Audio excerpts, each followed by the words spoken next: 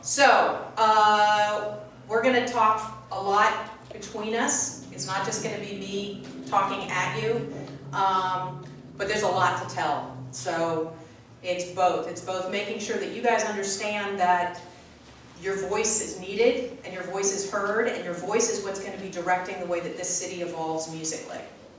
But the first thing that we want to look at is kind of talking about you. So you are on the spot.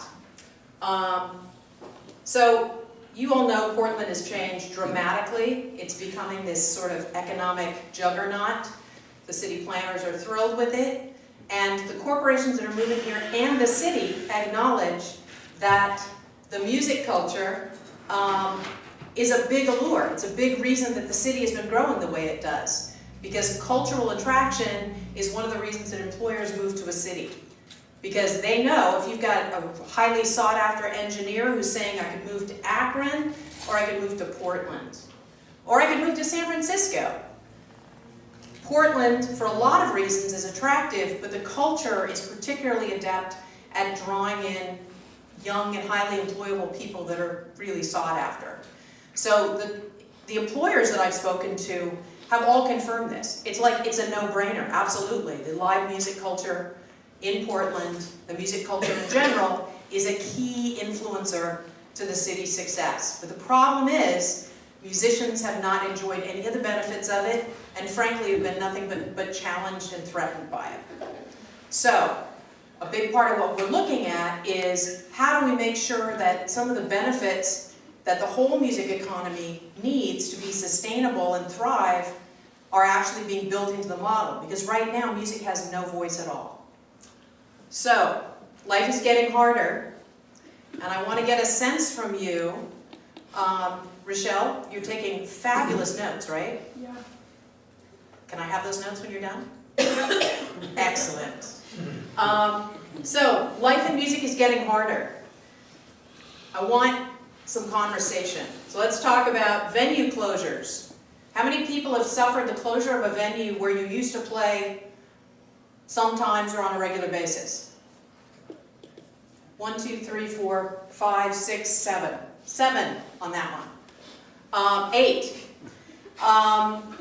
And you've all heard about, and we'll talk more about the threatened venues right now. There's not much nodding. 35 venues are going to be largely put out of viable business on September 12th. And they're not venues you haven't heard of. They're venues where you all play. If you have fewer places to play, you cannot make a living here. It's hard enough to make a living here now. How many people, if you had 30% less venues active in the city and available to book local bands, how many of you could continue to stay in Portland? Or how many would consider moving away if it got that bad? 1, 2, 3, 4, 5, 6. I mean, that's a big deal.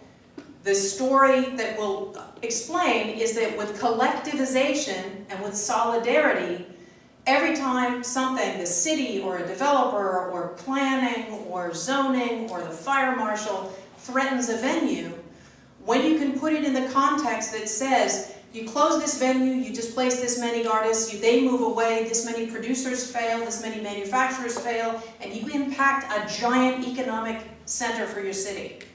By measuring things, we can put everything into context so that each individual piece of it has a more powerful voice.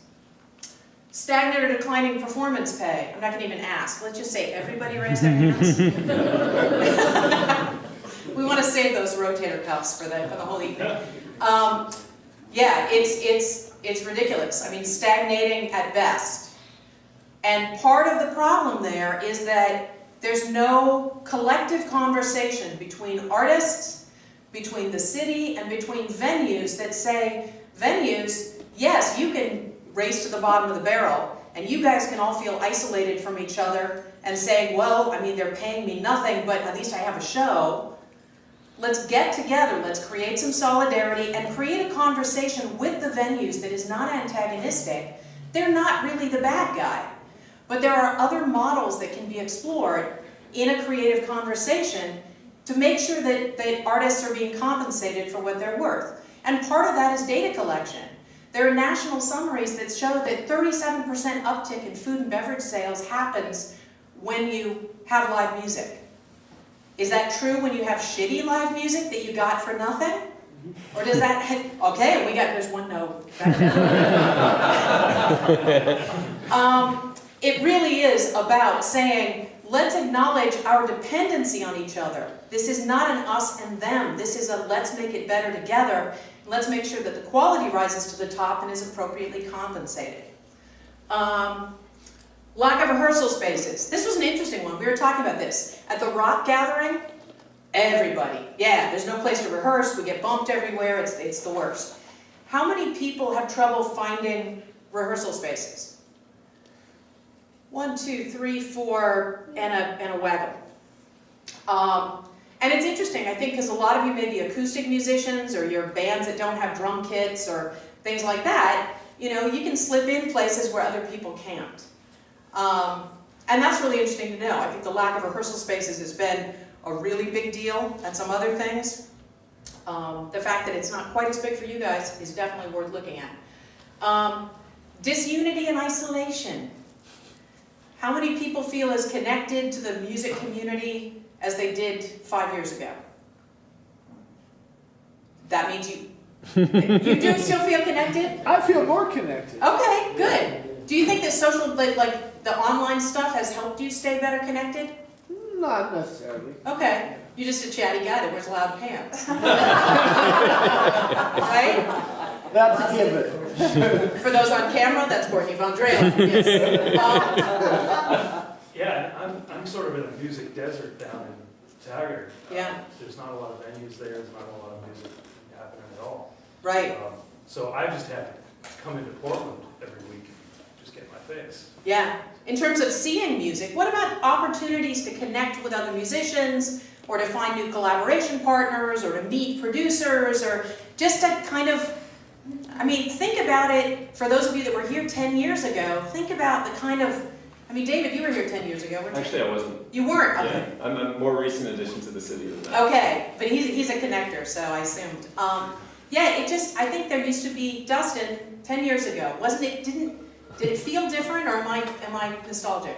It felt different to me, but there's like, I don't know if that's just because of, like I had my own circle Right. then that I was more tightly close with, and then they all went and did other things, but then trying to reconnect to newer groups, I don't really know Yeah. how to. No, that's fair. I'm not Kendall? a super social person. I just feel like this is a really transient city, and Yeah. it has been for a really long time. And so a lot of people come and then they go, and a lot of people, like lately, there have been a huge influx of new songwriters, musicians, bands from all over the place, because there are more opportunities here. But because of that, there's just so much more going on all the Right. time that like it's really hard to book a show. Right. Like, this last year, it's been like very difficult to book places. And I think that's because there aren't that many venues. There's like so many performers and not enough venues. And like a lot of people moving here to live and not enough like events necessarily for like all the people now. Yeah, I can't remember the other thing that you were talking about. But It'll come back. yeah. I also feel like it seems like 10 years ago there was like you go out to shows and there'd mostly be a bunch of other musicians around, and I feel like there's so many people moving to Portland that are no longer part of that realm. They're like here for more corporate jobs and other kinds of stuff, and so you go out and it's harder to find each other or something. Right.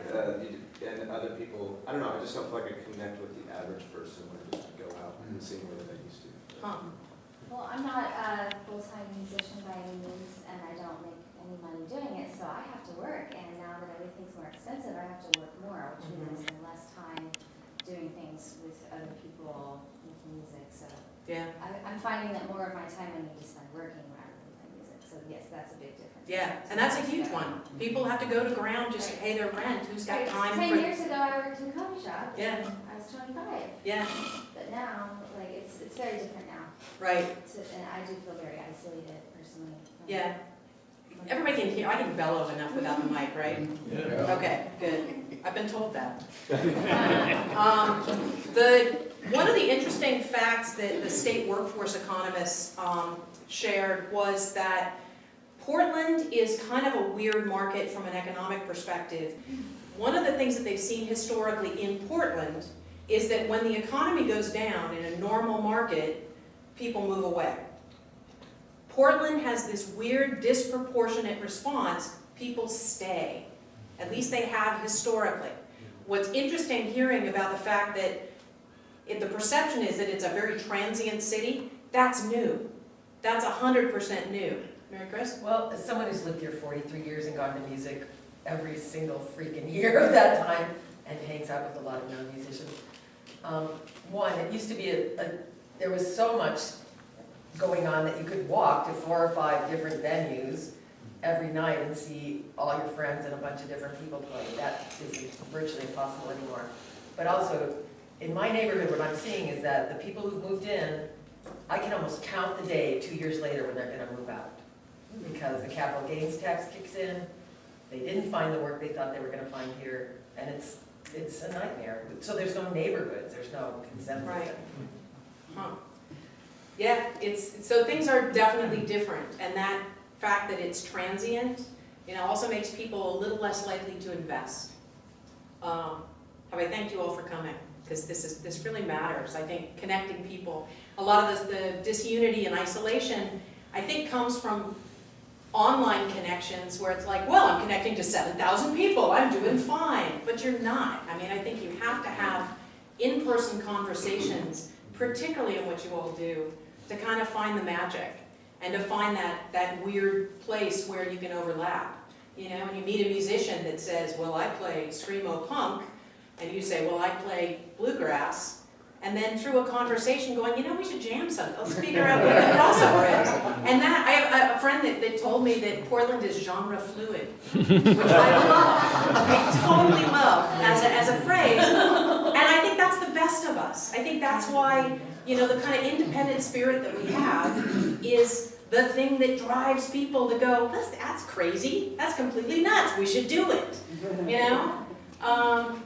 Let's see, what else have we got? Ear share and audience, we've talked about that. I mean, the fact that there are so many shows, there's a lot of competition, the noise and buzz of the online thing.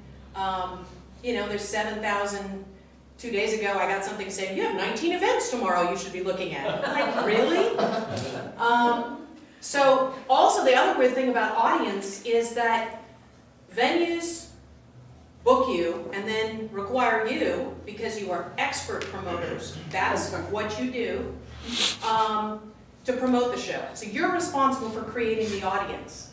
When it is not your skill set, and that's another place where we want to have a conversation. And a lot of different countries, in all of these challenges that we're talking about, they're not unique to here. And lots of other cities have found different ways of approaching them. And I think that by having a place where we can gather in a bunch of that stuff and go, in this city, they created this other layer. I heard from one musician that booking in London, or booking in England, and some of you that I know have booked in the UK, there's a layer that's a booker. Like there's a promoter in the middle. You've got the venue, they have somebody that books multiple venues, and then they're responsible for promotion. And then he went into a venue and they said, we're really sorry, we've only got like 3/4 full. It's a place he'd never played before, but because they could promote it properly to their market, it was a successful thing. Have you seen that happen in Europe? Yes, me? Yes. I have not. Okay. But I mean, models like that are really interesting. Maybe there's something where we have a collective promotion machine that we can start to tap. So there's one thing about this discussion that always, in real estate it's location, location, location. I think in our world it's audience, audience, audience. And we need to know what is it that's going to get people off their butts at 7:30 or 8 o'clock off the couch any given night of the week to come see us do what we do. And the conversation, that's the most important piece of this puzzle, and we don't talk about those people enough. We don't invite them in. I propose to have a dialogue where super fans came and said, this is what I'm looking for when I go, that's going to get me to spend money and go to a club and buy a drink. Right. And you know, it's not about the bands and the clubs not treating each other right. It's like both of us got to figure out how to treat the audience right with a value proposition that'll get them off the Xbox, off of Netflix, off of YouTube, and all the other opportunities there are to be entertained. We're not the only thing. Right. When I came up, you found your tribe, and you found the people that you were part of because of the music that they love, that we all found together. And people, my kid, you know, doesn't find his tribe like that. Right. So I keep wanting to put that, you know, that ear share audience thing up to the top in all caps every conversation that we have. Yeah. No, I absolutely agree. And that's the place where our interests and the venue interests and the producer's interests and everybody's stuff aligns. Like everybody is in that because everybody benefits from that. And so we'll be talking about some of the things that MusicPortland wants to do, but we also want to hear from, you know, you guys now and in the future. What are your ideas, or what have you seen? Or if you're on tour somewhere and you see an interesting model, make sure that we're putting those into the shared knowledge so we can all continue to talk about them and cultivate them and bring them into conversations. Audience, there's a lot of people moving here. And they move here because, oh yeah, Portland's a really cool town. They got great food, and they got great environment, and they got great music, and then they never go to a show. You know? The goal is, one of my goals that I've stated repeatedly is that a friend of mine is a theater guy, and he goes to New York a lot. And he says, in New York City, some ditch digger is down there working away. He's never been to the theater. He's not probably ever going to go to the theater. But he holds in his DNA, as part of his pride of place, that he lives in the most important theater center in the world. We want people to start to feel that about the fact that they live here. Because once you get them to feel that, you can migrate them into participants. I totally agree with that. I mean, having moved here also relatively recently for a pretty high-paying tech job, and then abruptly deciding I wanted to be a broke musician instead. But my wife, you know, kind of being in that group, you know, she worked at Wyden & Kennedy, and then with all these other, you know, and the whole marketing and branding world where a lot of these people are coming in for.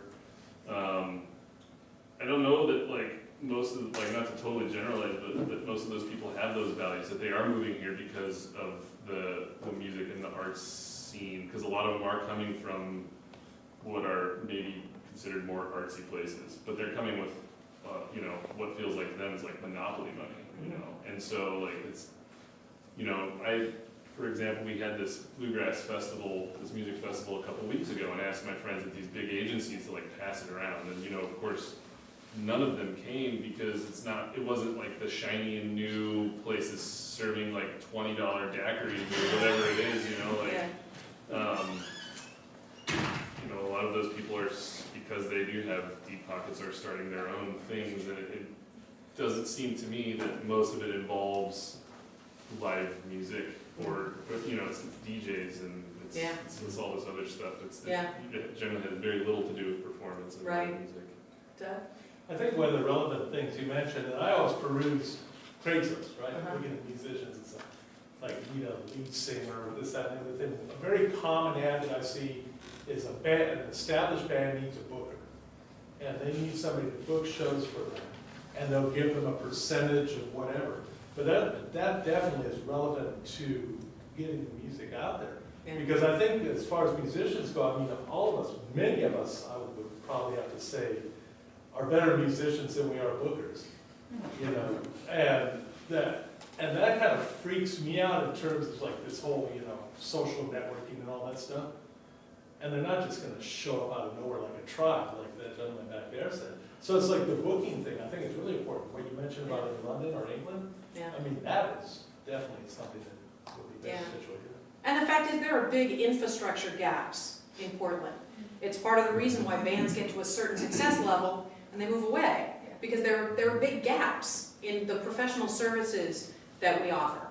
So these are all the kinds of things that when you take a step back and you look at the collective of music, you start to see some pretty key indicators.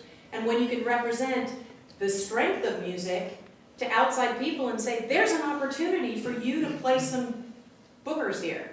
there's an opportunity, we need to stand together so that we can start to fill in those gaps, because we can demonstrate to them that there's a need, there's a market, there's talent, there's the stuff that they're looking for.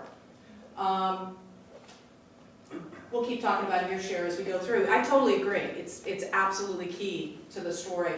Lack of regional information. Do you guys have trouble booking tours regionally? Like if you're trying to sort of set yourself out on a regional tour? Unless it's McMenamins, yeah. And they give you a playbook, it's pretty great. Yeah, so that's a problem for most people? Okay. I've like toured all over the country, and I can never get a show like in Eugene or Olympia, or like, I just can't. It's so hard to find anything there. Yeah. Which seems absurd to me because it's so close, but like. Yeah. And part of that is because they've got a, kind of like what Portland used to be, they've got a really tight-knit, smaller music community. So they, the venues are like, well, I got my buddies and they play on a rotation, and, and that fills it up. And part of that is because their buddies don't really have a way to tour other places. And you can't make a career for yourself in Olympia. You can't make a career for yourself in Portland. So it seems like there's lots of room for like sales jobs. Like everybody's looking for the experience, like whatever that experience is, and so we just need to be creative in like presenting, different venue options or different experience options. Like Vortex's last cover story about having food and music, Free copies are in the back. So, I think just keeping that going where there are these, quote, cool ideas or cool venues or, not just, and hopefully there's people out there that are looking for new, smaller or mid-sized venues. Because after a while, if you, go to the Crystal, and you see a show at the Crystal, you'll see another show at the Crystal, and then it becomes like, I don't want to say monotonous, but it's, it's the same venue. Right. And if you don't, novelty is, what we're kind of going for. You would hope, although I think a lot of people, novelty is kind of scary. So, I think we can do a better job of promoting those experiences. So you go to this, you go to Dante's for this thing, and you go to the Laurel Thirst for this thing, and you used to go to Landmark for this thing. So lack of financing options. How many people have done Kickstarters or anything like that? I've got like 8. Are you keeping track? She just came. I just met her. Look at this. You can say I'm out if you want to be out. That's okay. Okay. Yeah, so, there's Kickstarter, there's sort of crowdsourcing stuff. It's not sustainable. There's a lot of noise. Yeah, it's not sustainable. You're gonna run out of friends and family. If you Yes, want to make exactly. one album. How many have hit the bottom of the family barrel? Long time. Well, family. Yeah, well, there you go. And affordability, obviously, is doing. How many of you think that a life of music is sustainable in Portland? And that could, maybe you've got a day job too, but that you're able to articulate your craft and get out there, and it feels worth the time that you put in. And you're already sort of committed to putting in more time than you necessarily get rewarded for. But does anybody feel it's sustainable as it is right now? I think unless it's like a full-time, like, unless you're like a big like touring band, you're constantly touring, and Portland's just like the place where your pillow is. Yeah. Right. Then not really. Yeah. And there's like, honestly, if you're touring that much, like, why not go to a place regionally that's like way cheaper? I don't know if that's a realistic thing.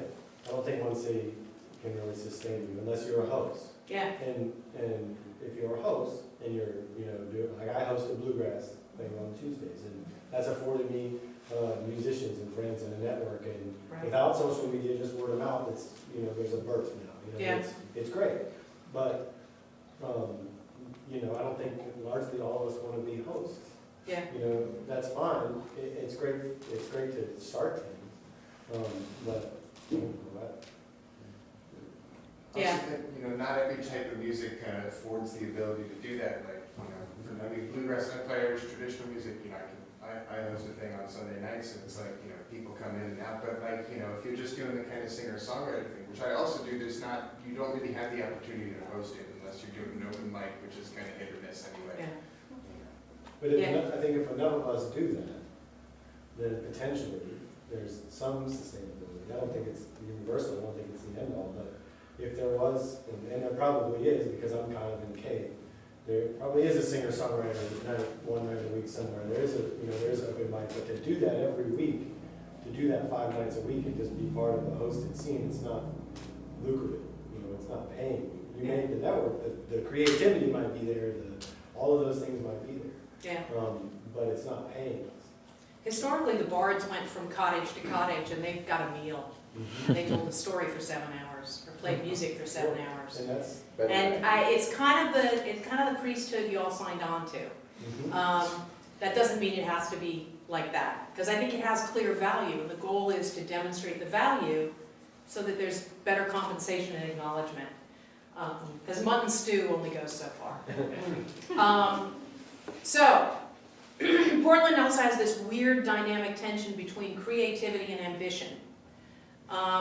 I think that Portland in particular, and it's not unique to Portland, but that if somebody's really out there hustling, really working on the business side of their band and promoting it, there's a general perception, it seems, from other musicians in Portland, well, they can't be that authentic, or they're not really focusing on their craft, because look, they're hustling.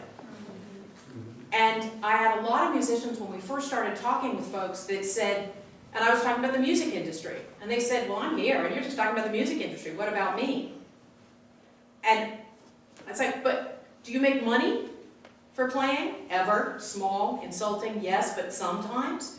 They said, well, sure. I said, well, then you're part of the industry, and you have to think about yourself that way. And to whatever degree you decide you're going to hustle or engage or follow or use resources or anything else, that's a spectrum. You are a musical entrepreneur. Or if you just wanted to play music for people for mutton stew, that's a lifestyle. That is not a professional musician. As a professional musician, you need to acknowledge some of the realities that actually impact you. So, creative ability and talent are huge, and they are top of the pile. You gotta be good, you gotta practice hard, you gotta do what you do. But you need supportive infrastructures, you need a context, you need other professionals, you need venues, you need, instrument manufacturers, you need pedal makers, you need producers, you need studios, you need venues. You need all of these things to have a sustainable musical career. And I think that musicians often are like, nope, as long as I'm just head down, doing the Lord's work and creating something, it'll happen. It won't happen. You'll make amazing music, and a very limited number of people will hear it. But as part of a growing city with a lot of challenges in it, you do have to kind of go, okay, it's a bitter pill, but I understand I got to take it. It's a vitamin. So that's my mom voice again. I've been warned about my mom voice. Just take your vitamin, all right? It's good for you. Eat the carrot. It's fine. But it's not that easy. I mean, artists are artists, and as soon as you start getting paid or want to make money, you're a small business owner. And those are different skills. Absolutely. That aren't necessarily compatible. And to take that one hat off and put that other hat on, it takes a lot of courage, but it also takes the wherewithal, a lot of technical ability to do both. And it's not easy for folks. Absolutely. Right? Oh, So it's more than just take your pills. Like, if I knew which pill to take, I'd take as many as I need to, but what are they? I think how do I start an Instagram? How do I do a social? How do I do all these things? Right. Oh, and I've got to practice, and I've got to be creative on top of that at the end of the day. Different energy sources completely in your head. Right. So it's not that easy just to say swallow your pill. And people that can do it are few and far between. That is so absolutely true. This guy had a comment. Yeah, just a question more than anything else. Out of curiosity, is there any sort of, this is all interesting, but it doesn't seem to defy the laws of supply and demand that exist in any sort of economy when you have a certain amount of pool of product, and then you have demand for it, and resources to purchase it or whatever to produce the livability that you're talking about. I'm just curious, is there any data or has MusicPortland somehow detailed out the demand side of this equation? is there information about how much money changes hands, at what levels, in which organizations? I didn't pay him to be in the audience, and he has not seen my presentation, but that's where we're going. Oh, great. That's exactly where we're going. You are absolutely correct that this isn't something everybody's good at. Maybe somebody's a great player and a diligent worker and a great creative genius, and they've got a really cool social media voice, but they can't book for anything. It's figuring out what you're good at. Figure out the things you can do for yourself, acknowledge the things you can't, and then figure out, if we can connect more musicians, there's another musician who's got great talent and great creativity and is hella good at kind of crafting tours. Well, but they suck at social media. Let's start to figure out what we can do together, how we can support each other, and then also identify the needs so that we can introduce and fill in some of the infrastructure gaps. And that you start to understand, okay, if I know this and I have this much budget, maybe I can find somebody who's eager and up and coming who wants to coordinate, isn't a musician themselves, but they love music. You know, it's like, let's get creative on how we solve some of these problems. It isn't just about throwing money at stuff. Let's create a conversation and get as many people in that conversation as possible. One issue that I experienced in Portland with music was, like, my elementary school, Smith, we had a music program until I was in 3rd grade, and then the whole school closed because of the funding or whatever. And like, we had this great teacher named Bev Standish, and she, like, everyone loved her. I remember like 30 kids all playing recorder together. Like, it was, you know, so fun. And I still talk to Bev. But when that closed, I went to Hayhurst, and like, that music program, we literally, like, once, like every 2 weeks, listened to a Bach recording, which is cool, you know, that's great. But like, we really didn't learn how to read music, like what Bev was trying. She didn't get to like teach us that quite at school, but she was trying to go there. Like, she had a whole program that was pretty cool. And like, I think an issue with people, or with, in general, with our educational system is that we're not being taught like musical literacy. And so it's hard to tell sometimes, like, or not hard to tell, but it's, we often miss the value of what some artist is producing, and then we mistake that, how great that value is, with like another piece of art that is still great, you know, don't get me wrong, but like, you're not appreciating certain art, or certain art might be not appreciated because we're not able to read that art the way that like people used to, like 100 years ago. No, absolutely. All ages stuff is huge. It is such a gap our city has harpooned. The cultivation of new fans. If you can't ever see live music, you're going to go and find and designate quality of music based on what you can get streaming, which has no geography. And there's no interpersonal connection. So yeah, all ages sort of inclusion is a big issue. We did a census for like 2 years before MusicPortland really got going. And I'd say 98% of the respondents, there were 600 of them, mentioned all ages access. You know, suddenly when somebody turns 21, they're going to suddenly become a big participant in the local music scene? Why? You know, they've already established their tastes. Okay, so I grew up in a city in Chicago where there was lots of clubs that we could go to underage. My thing now is going to things that are all ages is that if parents won't control their kids, it's so annoying that I can't focus on the music because you know, there's no rules. And maybe they're different things. Maybe those shows aren't for you. But for the people that have no other option, do we want to self-police a little bit? Maybe. Maybe, you know, once we can solve the problem. Maybe they just need Italian mothers like I have. I know. Dustin? So, I just want to, like, so he was making the point about, you know, some of us are musicians that don't have these other skill sets, and we're talking about all ages stuff. Like, am I correct in that sort of the point of what you're trying to do is like make it be a bridge between us as a music community and other people in the city who are helping dictate these things, right? He's not a plant. Well, he is kind of a plant. No, I just want to So, because that's what we're here talking That's about. what right? It's like that's how what we're you- aiming. This how has you're been a talking. great conversation, and I think we've gotten nice and deep into it, which is what I want, because I am not a I am a musician, but not that anybody will allow to play outside the home. It's for public safety. So let's come back to the brand issue, and we can jump in and talk about what MusicPortland's doing. So I've talked and sort of hinted a lot at why do we need to organize? Why does this matter? Why do we need to get all parts of the industry kind of brought into a group where we can talk to each other and we can connect and we can communicate, and that we acknowledge our interdependency. You cannot continue alive in music if there aren't these other pieces, and when you pull one piece out, something falls down for you. So definitely getting rid, it doesn't seem much in this room, but in some of the rooms there's been like just this real antipathy towards venues, which seems so counterproductive. But it's real. I think people genuinely feel it, and everybody's looking for a villain. To make an advocacy organization, which is what MusicPortland is. I am executive director. Philip Graham is both my husband, and he runs Ear Trumpet Labs, which is a microphone manufacturer.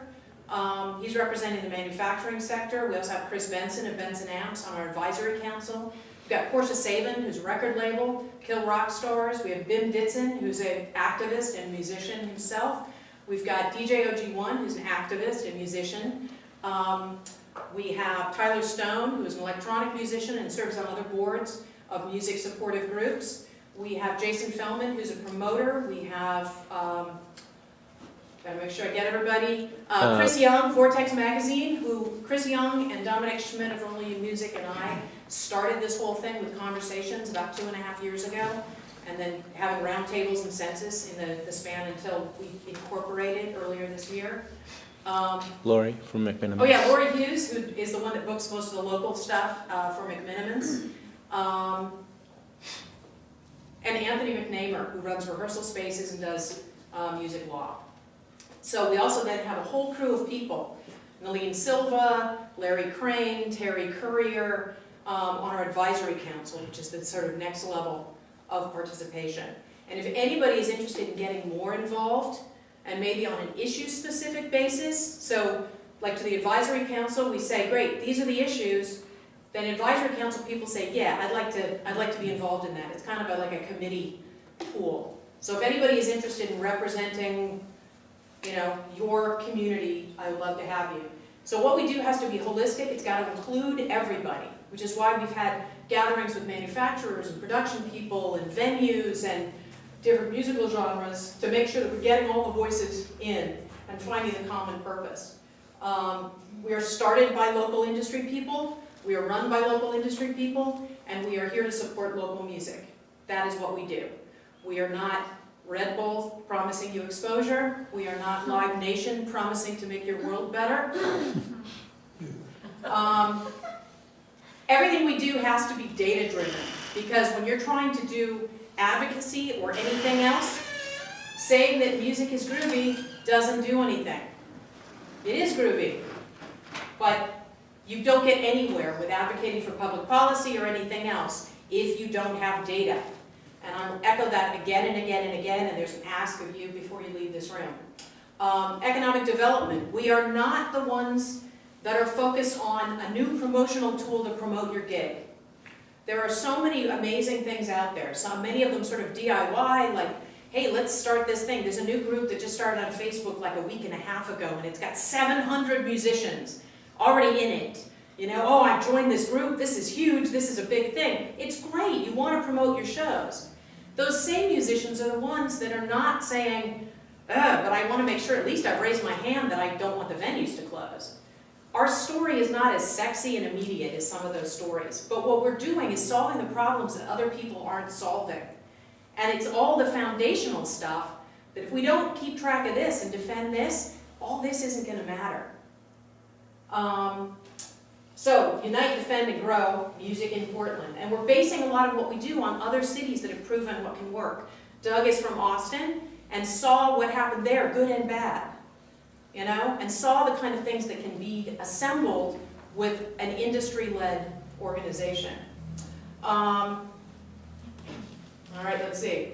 So what other music cities have taught us is that you need to have leadership that is representative of the whole, of all the different sectors of a music industry.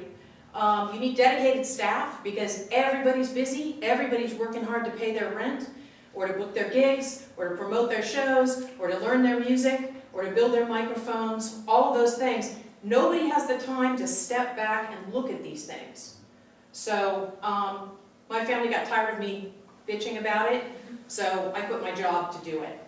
And now I'm looking also for other people that want to commit a designated amount of time to help. I've got volunteers that are doing separate things, but frankly, chasing volunteers is killing me. So if anybody does care about stuff that we're talking about and what I will be talking further about, please get in touch with me and say, hey, I'm amazing at social media, or I'm amazing at press releases, and I can do this. Please do let me know. Yo! I'm just curious, is this a 501c3? Is it an actual, Excellent. Is it a grant-funded nonprofit? I love this guy. We're a 501c6, and we are specifically a C6. A C3 requires that you are public benefit, art, or education. We are not. We are economic development. A C6 is a trade organization. We are committed to creating better conditions for economic viability for an industry. That's what we are. It is nonprofit for people within the industry, so all member fees and things that they would pay are completely tax deductible. Musicians do not pay to be members. All that we need from you is completion of a profile, which nobody's going to be let out of this room until you've completed your profile. Philip, you ready to be the heavy? He's not. They're terrified of me. He's terrified of me. So committed partners, we'll talk about that. You individually, we were talking about one of the things, the seismic threat to venues. By Greg Allen, Hallowed Halls, many, many things. Yeah.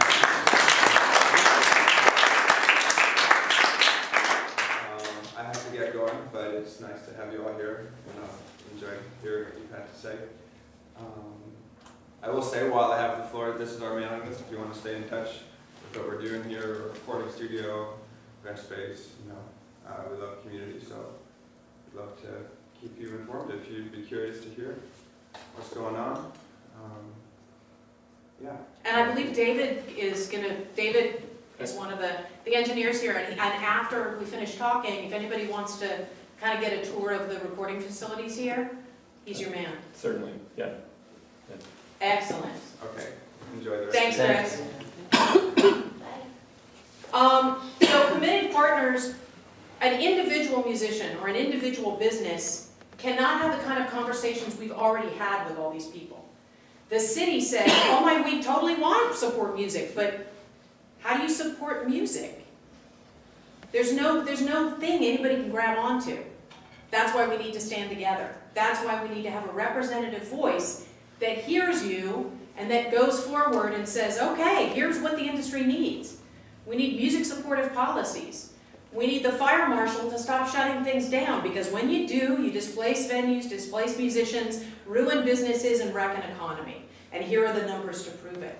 You can stop a lot of these things with a collective voice and with appropriate data. Things like working with Greater Portland, whose task it is to draw new companies to Portland, means crafting a story around music. By the way, there are posters over there that are about music in Portland, kind of groovy art that we did with Travel Portland, and they took to other countries to talk about the music scene. There are all kinds of things that are already in motion because we have a center that can start to amplify the collective brand of MusicPortland, or of Portland as a music city. There's all kinds of things. Everybody in this list, and everybody that we're working with, I went to 4 different corporations to vet an idea for a corporate patron program, to inject and create a new endowment of money that can help to subsidize music, whether that's for live performance or band grants or all of these different kinds of things. 4 of them going through and saying, we want to survey your employees and really validate, quantify with data how important the music scene is to your ability to attract and retain talent. 4 of them said, oh, we already know it's huge. It's a big part of what we talk about. We just don't have anything to say about it. We're like, oh yeah, it's a big music town. You should totally come here. 2 of them said, yeah, maybe a survey would be interesting.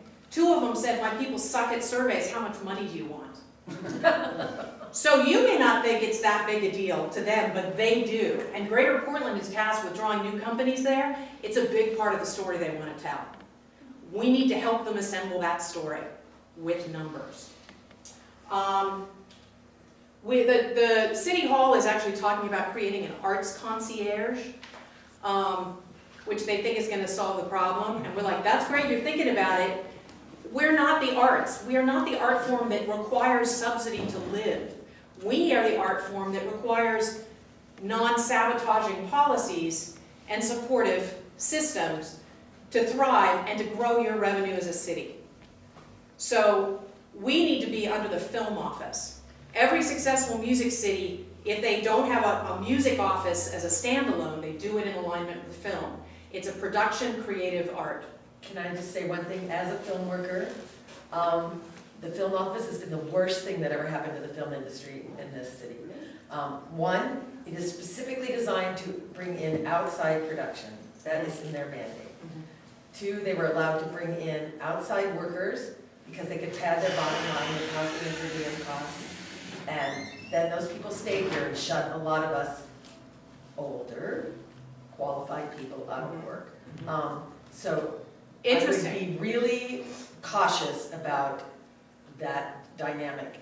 You know, we lost our voice as a film community. We had tons of movies of the week coming here. I worked, 6-8 months out of every year, and then all of a sudden you're shut out. And like right now on our union roster, there's probably 100 plus costumers that I'm trying to compete against to get work. Interesting. Okay, we'll definitely talk as that takes shape. Right now, the city's yet to even acknowledge it, but it's really good to know that kind of experience. So I keep talking about this. Austin did a survey of their musicians, probably 8 years ago was the first one. It wasn't that long ago. And the thing that got the attention of the mayor's office were 2 specific questions. Live performing musicians in Austin, how many hours a week do you spend on your music activities? And what is your annual revenue from your music activities? And I think the average was something like $15,000. And the mayor and the city government of Austin said, we're the live music capital of the world trademark. That isn't sustainable, that's terrible. How can that be true? So they invested $22 million in their music infrastructure, in their music ecosystem. And they built out, large concert places and, a cluster of venues on 6th Street and did a whole bunch of stuff and built hotels to support music tourism and did all this stuff. And 4 years later, when they resurveyed the local musicians, they were making 12% less. Because they didn't support local venues where local music happened. They weren't supporting the indigenous culture. And it doesn't mean that those were bad business decisions. That was the decision that Austin made. We need to influence Portland policy so that when we're investing in music, it is investing in what makes us unique, which is not genre-bound, which is, emerging and the next new thing, and it's not about having one giant anchor band. It's about many incredibly talented people and intimate and authentic music experiences. Seattle study is also the same thing. They did the study, they got the data, and they've created enormous public-private partnerships that are funding the kinds of things that you see happening in Seattle.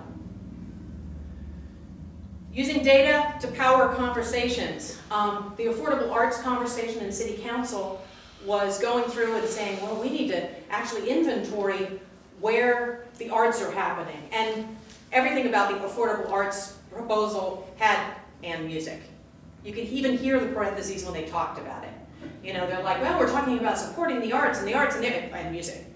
So, and that was because we've been having 5 months of conversations, hammering them, going, you guys need to be considering music in this. But their consideration of music was to say, and we'd love to figure out where all the live music is happening, but God, that's going to be a big project, so we're going to, but we're going to focus on where the dance studios are. 2 days later, I had this to them. This is every venue and live recording studio in the city plotted by address. That's insane. That is a lot of activity. More than 300 venues that have shows 3 or more times a week. It's changed the conversation. It also changed the conversation when you reduce that and you say, these are the studios, recording studios. And if you don't have a seat at the table when they're planning development and some new developer comes in and says, okay, we're going to build there, is that okay? And the city goes, yeah, fine by me. But they're right next door to a venerated recording studio. Larry Crane, it's like they were gunning for him. He had 3 sides, you know, with I-beams being hammered at all hours with no visibility. And he's been able to sustain, I don't know how, but in San Francisco, it was a little late to the game, but what they did was they made sure that they were part of the pre-approval for developers. A developer had to look and say, what am I near that is an audio business, whether it's a venue or a recording studio, and does this work? And I promise transparency, and also applying agent of change principle, which says if you are building something that's going to be impacted by a pre-existing business, you need to pay for the mitigation.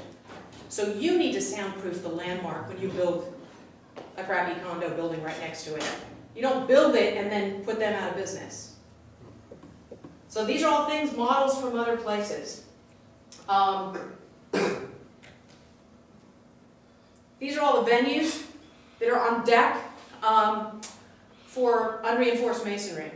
Unreinforced masonry in the face of an earthquake are the most dangerous places to be. Total fact.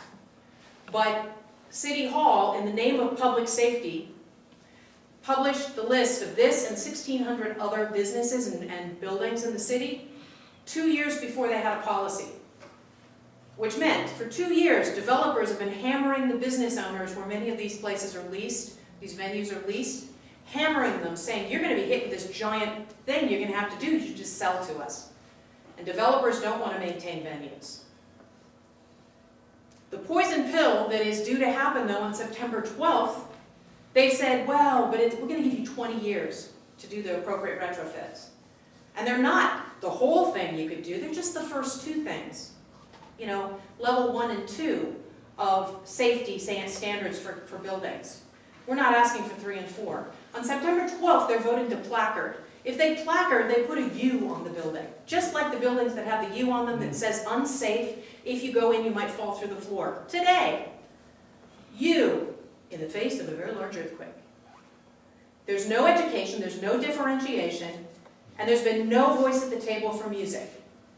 The minute they do that, not only will people kind of go, I love this band, but do I love them that much? You start to right away stigmatize the venue, diminish their ability to do their business, and the day that that placard goes up, you are shut off from all financing that you might need to actually fix the problem. And even if they find somewhere a family member who can give them the money to actually do the $250,000 retrofit that they need to make themselves seismically safe, the placard will never come down until they've completed class 3 and 4 improvements. Is this a vote you're saying? This is a vote with City Council. On September 12th? On September 12th. Now, I've been writing to all the venues going, hello people, it's not 20 years. Because I think a lot of them looked at it and said, 20 years, you know, how long do venues last? I might not even be here in 20 years, so I guess I can tolerate this. Doesn't matter. On September 12th, it's going to be kind of game over for a lot of these guys. And they're going to start looking at the math of it and go, well, I don't have deep pockets and my family is tired of giving me money, so what do I do? Well, it sounds like you've met with members of the city council pretty... Many times. So in your expert opinion, is there anybody in one of those chairs that cares as much about the vibrancy of the city as they do for just expanding it economically and build, baby, build? Because I, at this point, see no evidence of anybody on the city council seeming to give 2 shits about keeping Portland an artistic... I would nice say that place. the top of the pile in that, in terms of champion, is Nick Fish. Chloe Daly, and particularly her chief of staff, Polly Ann, are very engaged. This thing, I don't want to be cynical about motivations, but this one, in one of the meetings we had with the Council of Churches, because I already testified in front of City Council at the last meeting on seismic, saying on behalf of all music venues on this list, that these are the secular churches. These are the Grange halls of our current society, you know? And if you're actually looking at churches as a collective that needs special accommodations or tax abatement or special treatment, you need to be looking at venues as a collective too. I can't get venues to weigh in. I think they're like, oh, well, this is bad, but it's 20 years. It's not 20 years. It's 2.5 weeks. No, it's 2 weeks, exactly. In 2 weeks, the game will be over. But again, it's like, how do you get people to engage, even when it's in their best interest? So is this a city council vote or a citywide vote? City council. City council vote. Just 12? 5. No, it's 5. 5 people? The city council in the city is not representative of the entire city. No, it absolutely isn't, but they're the ones controlling this lever right now. Now, the policy committee that 2 years developed the plan, saying, okay, city council, here's what you should do about this, said do not placard. It said, it also said, make sure that any displaced tenants in the 7,000 housing units that are going to be impacted by this get all the same protections that other no-fault eviction people get. City council said, nope, people evicted for this reason don't get any compensation, they don't get any protection, and we're going to placard. There's something else going on, and I hate to be cynical about it, but it's true. But that's the thing that's up for vote. What's up for vote is placarding. Placarding. And is there anything to be done about it? There is, if I can get the venues to actually wake up, Nick Fish and Chloe Daly and even the mayor's office have said, come in. If you can bring a group of them in, we want to meet. McMinimans at least is on board. I'm talking with Mike McMiniman. Yeah, I would imagine. But that's one venue, or that's 2 venues. So is there a public testimony day about this? There will be public before? testimony on the 12th, but again, one voice, one person saying, I'm a musician and I care, isn't as powerful as saying, I represent tens of thousands of musicians, and here are, behind me or with me at the table are the 35 venues that are going to be impacted. That's a story. That's something that will influence policy. Single voices won't influence policy. Well, are you talking to the musicians union to Yes. to talk about this too? Yes, Bruce Fife is on our advisory council, and actually some of the initiatives we're working on we did with the musicians union. The challenge with the musicians union and the perspective of City Hall towards the musicians union, they have like 300 members that are very specific in a particular, they tend to serve a particular part of the industry. The city looks and says, yeah, they've got a well lobbied for community, but it's that community. It's a finite community. Our community is not finite. Our community is inclusive and holistic and all genre and all businesses. The union is that too. Absolutely. Yeah, so I'm pro-union in this and a union member. But back to this, I think you're wondering if there's something else going on, and I think in an earlier communication you mentioned that there were a number of buildings that have a similar liability but are not being targeted. Is that right? Yeah, city buildings aren't going to get placarded if they're yours. Oh, I wonder why. Schools. They're thinking schools shouldn't be placarded because kids have to go to school, right? It's creepy. It's so creepy. It's really, so anyway. So that's an issue. The collective Are you the PowerPoint available? Absolutely. I'll send in the follow-up. Okay. Oh, speaking of, has everybody signed up on the list back there? Yep. Oh, you're all saying yes. I know you got it. Please make sure that you do. That way I'll make sure that you get this PowerPoint and you get information. Way to go, Kendall. There she goes. So where do people practice? I asked about rehearsal spaces. It's not a big thing. Where do most of you practice? At home or? Yeah, mostly at home without a problem. Because noise complaints aren't going to be as much for this group, but these are all the noise complaints in the last 12 months in the city. As another indicator of a sort of changing heart, now with sort of a collective voice being audible, They're changing the Office of Noise to the Office of Sound. It's a kinder, gentler regulatory body. I'll talk about it a bit. One of the things that came up, again, because music wasn't this big amorphous thing, it had a center and someplace to contact. We have a project that is rapidly evolving. Lloyd Center is a mall, and I don't understand malls in the current age, but somebody bought it from Austin, and they're redoing the mall. They're trying to make it relevant and new and everything else. So one of the people that's in charge of doing a whole food court to make it authentically Portland went in the basement and saw this huge space in the basement and said, well, what is this going to be used for? And they said, oh, nothing. And he, because he's a music fan or maybe a music musician, said, well, we can do something here. Contacted MusicPortland.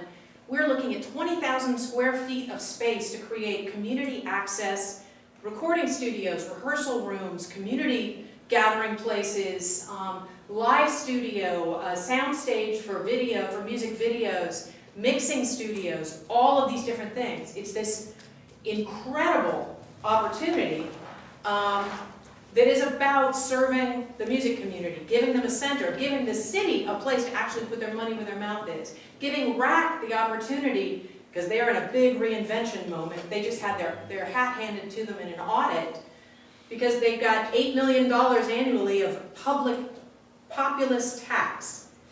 And the populist tax does not support populist music. That's not the only reason they got their audit. But I think that they're in the process of looking at how do we take the money that we get and really distribute it through the creative community that's happening in Portland. Again, when we're all together, we can be a part of those conversations. If it's just me talking, it gets us so far, but I'm nothing without you guys.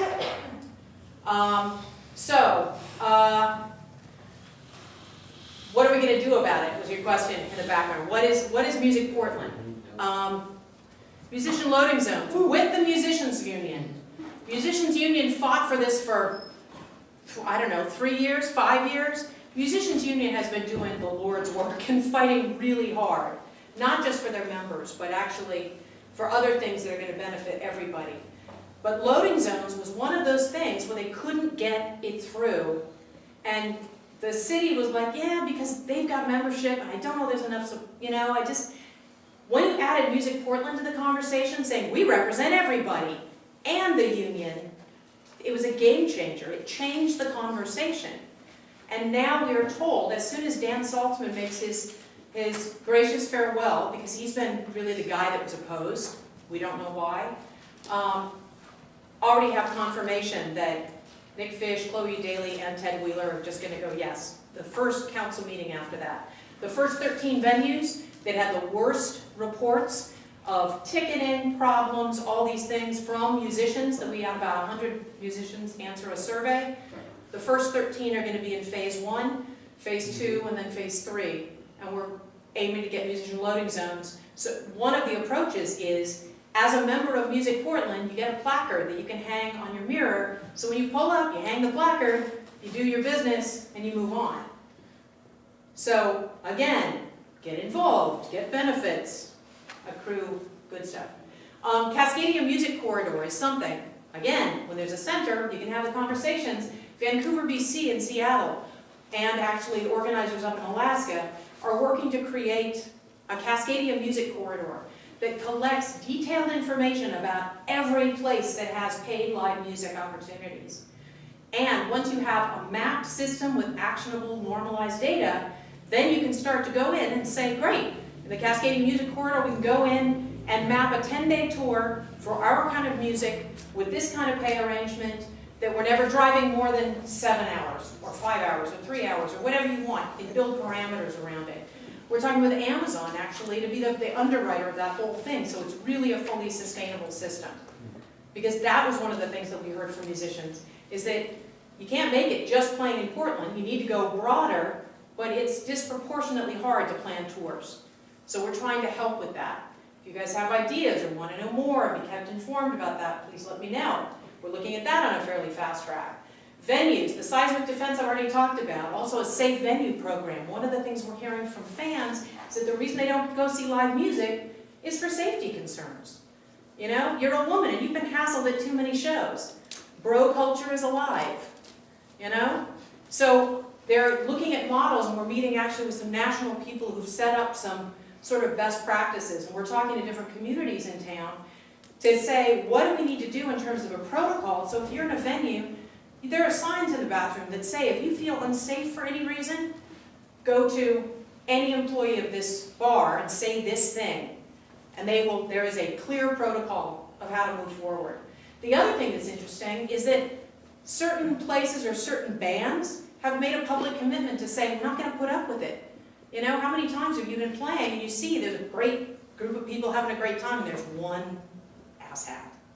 There's one person out there, and you can see them making it unpleasant for the people around them. When you bind with the 98% of the people in the room that are having a good time and there for the right reasons against that, and I've seen bands going, we're not going to play. We're not going to keep playing until you are gone. I don't know if that's plausible or not, but I think safety in venues, whether it's for race or handicap or gender identity or, you know, anything, I think it's important, and it's part of the way that you increase and stand for something that is more inviting to people maybe that have never been to a venue before. It also will inform the All Ages Initiative. The Lloyd Project I've talked about. Listen Local is another thing that we thought would happen in 2020 when we were planning our lifestyle. Listen Local is about getting branded Portland music played in retail, professional, and restaurants. So, when you're shopping for zucchinis, you're not listening to Journey. You're listening to something, and actually, one of my board members is in a Journey cover band. He's always like, what? Stop! Stop hitting Journey. That's great in San Francisco. Yeah, I know. I mean, they're great, but there's so much here. Let's represent what's here. And part of that is that ditch digger story. Let's get people going, damn, I love, you know, this is great. Who is it? You're listening to Portland band X and such. Have you reached out to Portland Radio Project? Yes.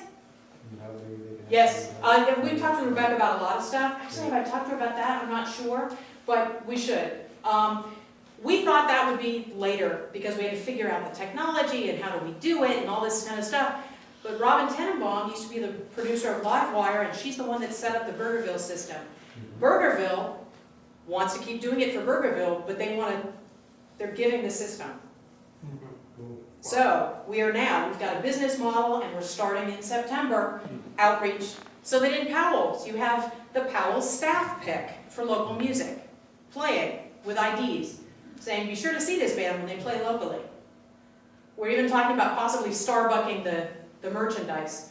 So if you got a record label, you know what I mean by starbucking. I love that that's a verb. Go ahead. Amira, how are bands funneling into that system? How are they picking it? I'm going to say if you're a member of MusicPortland, which again takes a 5-minute survey. That's it. We have a curator who already does it for Burgerville, and then we're also talking with other DJs in other categories, like people that really focus on electronic music, and people that are really specialists in jazz and really know the Portland jazz scene. If you're interested, be in touch. Grab my card and be in touch, and we can talk more. Networking and professional development, you've talked a lot about, we don't know what to do, we don't know how to do it, what do we do, and who do we network with, and all that. Having sessions that are actually answering those questions. In fact, the professional development series that's been being run by Vortex Magazine is going to, because he's on the board, and he and Jason who do those, that's going to become a MusicPortland sort of branded thing. It's been going on for a while, and it's incredibly valuable. These sessions, they happen at the Doug Fir, like a Sunday afternoon. And has anybody ever been to one? Yeah, they're great, right? They're panel discussions. I'd like to see them have a little bit more time and encourage interchange amongst the audience, because it's a little bit of presentation, but we want to build out those. And the next ones that are coming up are, branding and merchandising and, how you do a bunch of the stuff that's hard to do that is not why you got into music necessarily. So keep an eye out for those. Public and private fund generation, I talked about that with the corporations, with the city, with RAC. Creative approaches to musician pay, that's that conversation. Let's go in, find all the great models in other cities, and then approach venues and get people that are really interested in finding creative solutions to really explore how we can do this better for everybody. And all ages is obviously a thing. So there's tons of businesses here. There's tons of music business employees. There are tons of musicians. We can change the way that this city evolves going forward. If we do nothing, the trend is clear. We have to do something. So, here's the tonight thing. See, it's in red? You can't really see it's in red. All right, I put it in red. It was supposed to be alarmist. MusicPortland.org. Take out your mobile devices. Go to MusicPortland.org. Go to who we serve. Go to artists and complete an artist profile. It takes less than 5 minutes. That will make you a member of Music Portland. Then you go forth and you tell your friends. And you come away. You can share this presentation with any of them that you want. Although I babble so much, I can't tell how much is discernible just from the slides. But yeah, let's stand together. I mean, have I convinced you? Do you feel like this is something? Do you feel hopeful at all? Yeah.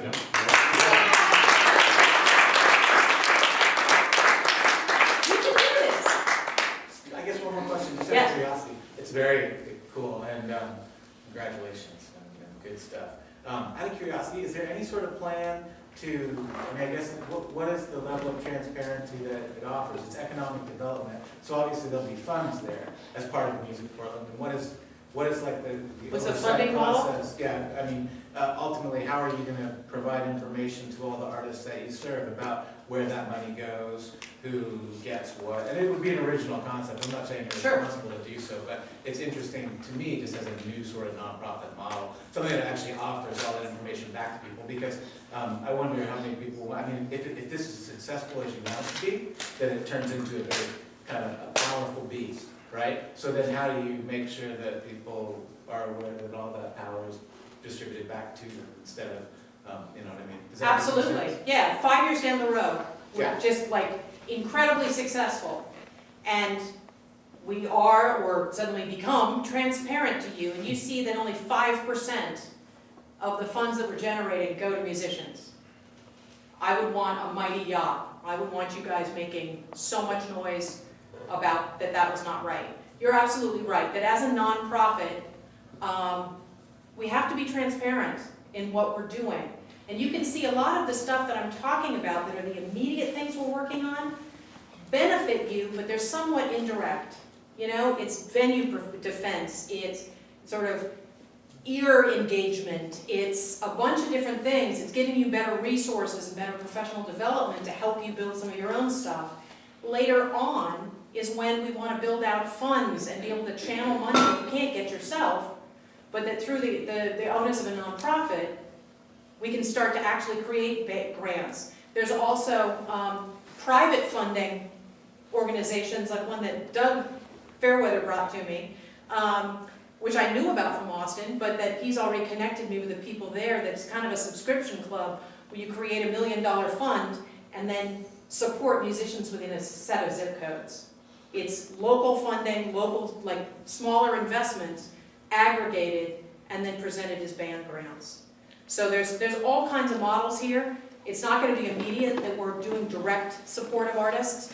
Right now, it's about saying, promoting Portland as a collective brand, giving you something to say, great, here's us, we're awesome, we're a part of Music Portland.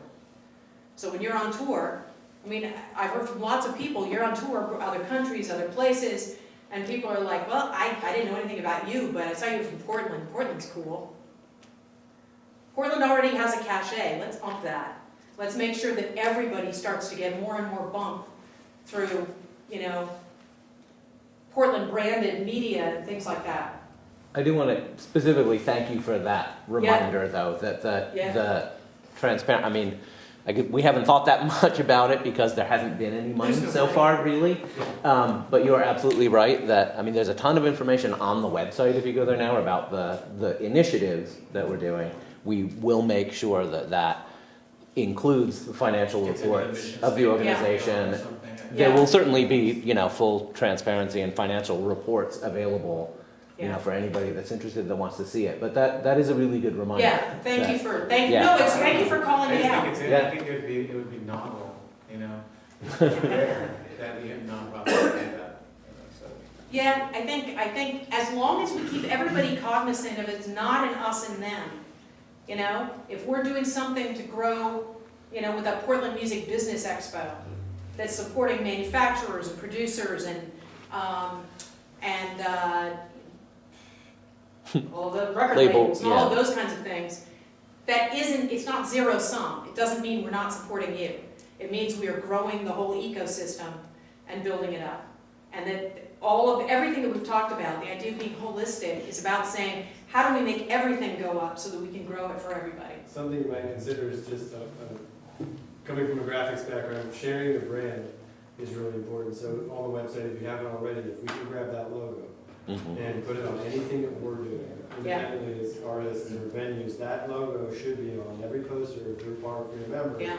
Just remember, hey, whether or not you checked at the website this week or at all, Yeah. did anything, if that brand sticks to our brands, Yeah. menu brands, that Yeah. it will grow exponentially. And that's something that, if you make it accessible, is Right. way more.